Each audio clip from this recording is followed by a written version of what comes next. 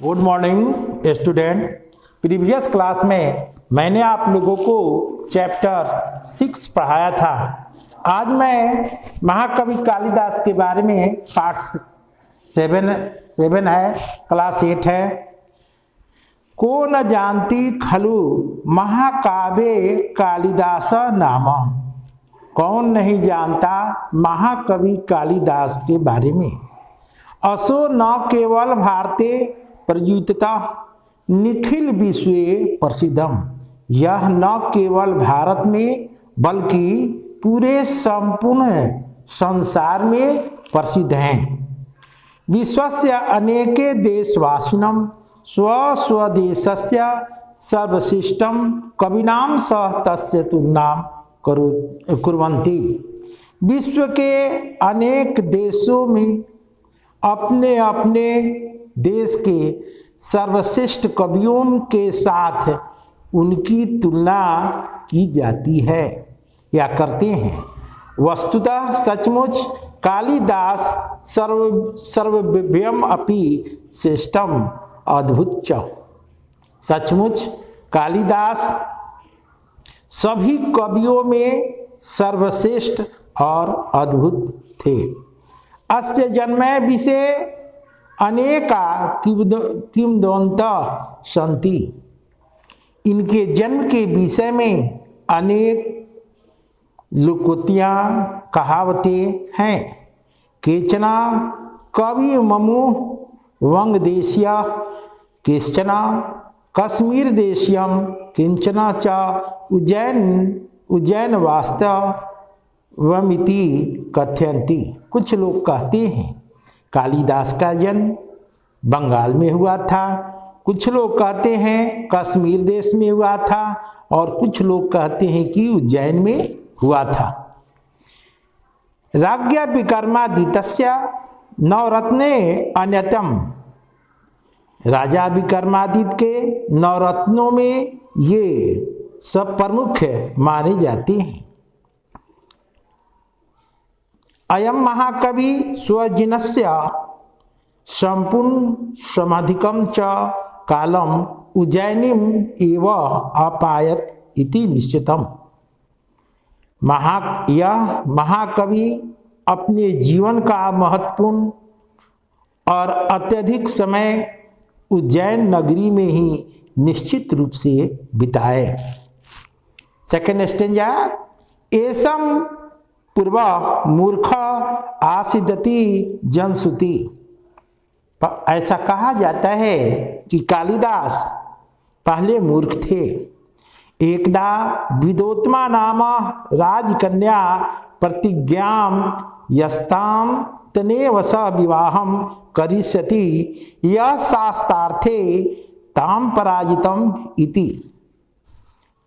एक बार विदोत्मा नामक राजकन्या प्रतिज्ञा की थी कि जो मुझे शास्त्र की विद्या में हरा देगा मैं उसी के साथ शादी करूंगी। राजकन्या प्रतिज्ञां यत्सा तनेव सह विवाहं करिष्यति यः शास्त्रार्थे तापरायितम इति। जो मुझे शास्त्र की विद्या में हरा देगा उसी के साथ मैं विवाह करूंगी। अनेके पंडिता आगत्य पराजितम च भूत्वा अगच्छत। अनेक पंडित आए और पराजित होकर चले गए। प्रतिकारम भावान्या दग्धाम मांसा पंडितायाम किंचना मूर्ख पंडित विदोत्माया विवाहम किंचित मुखेन सह कार्यतुम निश्चितम। अब जो लोग विदोत्मा से अपमानित हो गए थे उनके मन में ईर्ष्या की भावना जगी और वे लोगों ने यह तय किया कि इस राजकुमारी का विवाह किसी मूर्ख पंडित से कराया जाएगा। एकदा ते मार्गे मूर्ख अनपश्यत यह वृक्षस्य यास्याम शाखायाम विष्ट आसीत् तमेव छिदन्ति स्म। ऐसा मूर्ख व्यक्ति था कि जिस पेड़ पर बैठा हुआ था उसी की डाली को काट रहा था। ते तम आहूय राजकन्या स विवाहमस्य वार्ता च कृत्वा तमोदत। उस व्यक्ति को पंडितों ने उतारा और सोचा कि यही विदोत्मा के योग्य पति बनने के योग्य है। तम केवलम संकेत मेव प्रश्नाम उत्तरस्यामि थी, और कहा उस मूर्ख व्यक्ति से कि भाई तुमको केवल संकेत पूर्वक बात करना है, इशारा से बोलना नहीं है। धूर्ता पंडिता तम कश्चन पंडिता इव अवस्था भूषणम सज्जित कृतम विदोत्मायाम अगच्छत अवोच्य च एष अस्माकं मौनी गुरु केवल संकेत मेव प्रश्नाम उत्तर में इति। धूर्त पंडित लोग उस व्यक्ति को सुसज्जित ढंग से कपड़े पहनाकर रानी के यहाँ प्रस्तुत किया गया और शर्त रखा गया कि यह व्यक्ति केवल मौन से ही आपके प्रश्न का उत्तर देगा। धूर्त मूर्खस्य संकेतनाम विचार्थम कृत्वा ताम च शस्ताम पराजितम मूर्खेन स तस् विवाहम कृतम।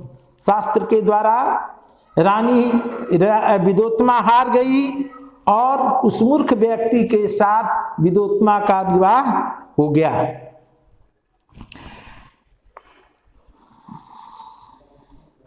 एकस्मिन् दिने राजप्रसाद स्थित मूर्ख उष्ट विलोक्य उट उट इति कथित्वाम हसित्वाम आरभ्यम।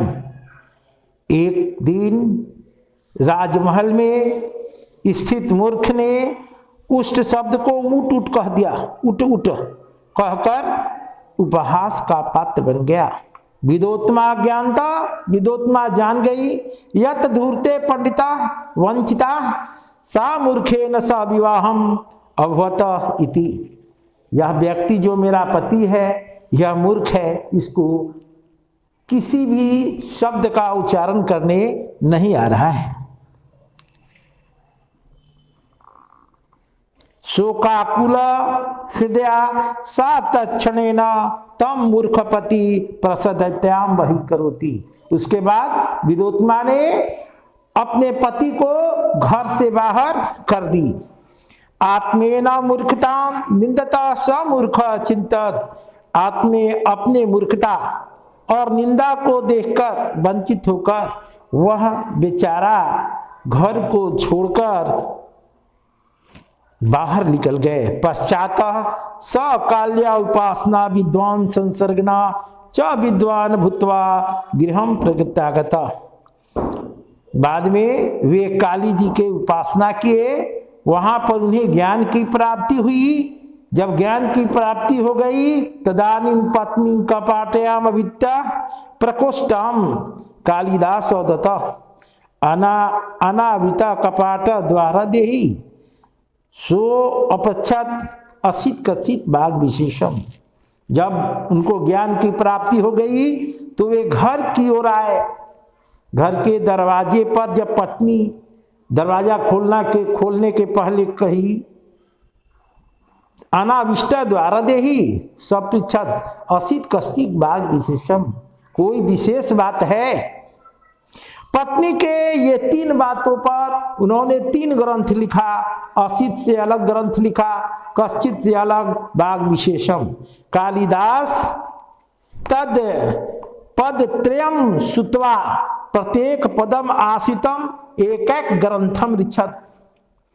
पत्नी के 3 वाक्यों पर 3 ग्रंथ की रचना की। अस्य महाकाव्य सप्त रचना प्रसिद्ध, और उस महाकाव्य में 7 रचना की गई है। यथा महाकाव्य द्वयम रघुवंश च कुमार संभव, रघुवंश और कुमार संभव। खंडकाव्य में रीति संहार और मेघदूत। नाटक में अभिज्ञान शाकुंतलम मालविकांग्न मित्रम विकर्म द्वितीय चेती। च जोड़ती बराबर चेती। ये 9 ग्रंथ की रचना को किए। ठीक है। भाषा माधुर्य भाव प्रपंचत्वम रस्यात्मक च कालिदास कवनाम वैशिष्टम वर्तते। भाषा की मधुरता, भाव को प्रपंचल, रसात्मक कालिदास के काव्यों की विशेषता है।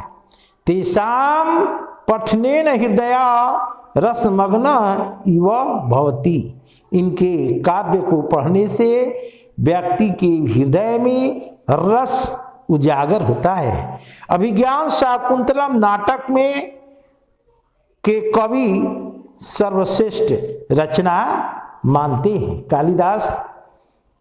वस्तुतः कालिदास न केवल संस्कृत भाषाया, कालिदास न केवल संस्कृत भाषा में ही बल्कि भारतस्य अखिल विश्वस्य च गौर्यम, बल्कि वे अखिल विश्व के गौरव के पात्र माने जाते हैं। अस्य उपमा वर्ण निपुण विलोके कव्य वेदंती। इनकी उपमा जो है वो उपमा कालिदास से ही दी जाती है। अब देखिए महाकवि कालिदास के बारे में ये पढ़ा दिया गया। इसके बाद क्वेश्चन नंबर 1 पर चलेंगे आप लोग। क्वेश्चन नंबर 1 दिया हुआ है सुधेन विकल्प उत्तता। पहला क्वेश्चन है क महाकवि निखिले विश्व प्रसिद्धम कालिदास। पहला का क। दूसरा सवाल में कालिदासस्य कस्य नवरत्न अन्यतम आसीत्, तो आप आंसर करेंगे ग विक्रमादित्य। तीसरा नंबर क्वेश्चन है मूर्ख कस्याम उपविष्टा आसीत्, किस पर बैठा था, तो शाखायाम। विदोत्मा मूर्ख पति कस्मात् वही करोति प्रसादात् ग। पांचवा नंबर सवाल है कालिदास कति रचना प्रसिद्धम अस्ति, सप्तः 7। इसके बाद कालिदास सर्वोत्कृष्टम रचना का अभिज्ञान शाकुंतलम। पहला सवाल का उत्तर हो गया। दूसरा सवाल के उत्तर में पूर्णवाक्येन उत्तर कालिदास जन्म विषय का किंवदंत्या संति। कालिदास के जन्म के बारे में क्या क्या रूढ़िवादी लोग कहते हैं। कुछ लोग कहते हैं बंगाल में हुआ था, कुछ लोग कहते हैं कश्मीर में हुआ था, लेकिन कुछ लोग कहते हैं कि इनका जन्म उज्जैन में हुआ था। क्या भरेंगे, कालिदास से जन्मया विषय उज्जैन नगर शांति। विदोत्मा किम प्रतिज्ञा, विदोत्मा ने क्या प्रतिज्ञा किया था कि जो मुझे शास्त्र में हरा देगा उसी के साथ विवाह करूंगी। इसी तरीके से ये प्रश्न है। इसके बाद क्वेश्चन नंबर 3 में रेखांकित पद से क्वेश्चन बनाना है। ये अंडरलाइन जो किया गया है विक्रमादित्य तो कस्य कर देंगे। ठीक है। इसके बाद क्वेश्चन नंबर 4 में आपका रूप भरना है, रूप को याद करना है, इसके बाद भरना है। क्वेश्चन नंबर 5 में विद्वान इतस्य की विलोम, विद्वान का विलोम मूर्ख होता है। ऐसा मूर्ख आसित अत ऐसा क, तो कालिदास हो जाएगा। इसके बाद 3 नंबर 5 के 3 में पंडित इतस्य क पर्यायवाची, तो पंडित का पर्यायवाची क्या होगा, तो विद्वान होगा।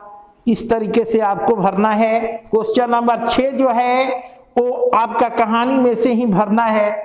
क्वेश्चन नंबर, ये आपका पाठ खत्म हो गया।